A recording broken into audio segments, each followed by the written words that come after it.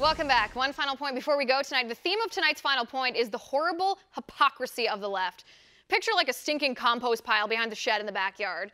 The utter decomposition and smelly decay. That is the moral standard of the Democratic Party. This is the new Democratic Party.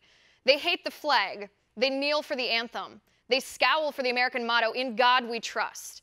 They refuse to clap for low black unemployment rates. They berate the Constitution. They ban prayer from schools.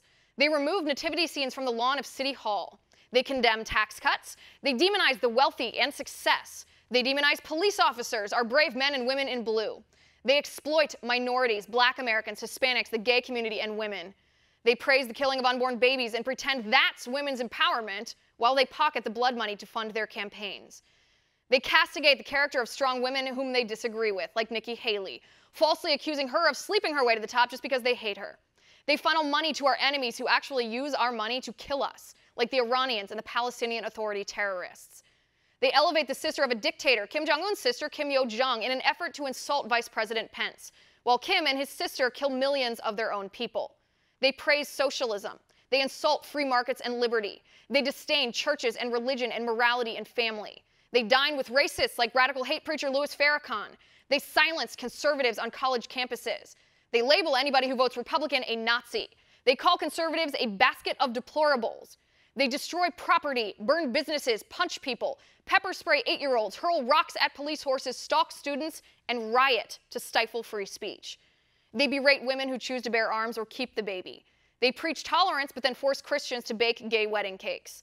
They justify and condone violence against Republicans.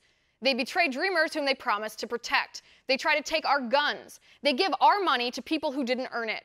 They tell white people they're racist because their skin is white. They claim to champion the poor and working man while Democrats in Congress pocket hundreds of millions of dollars on the side.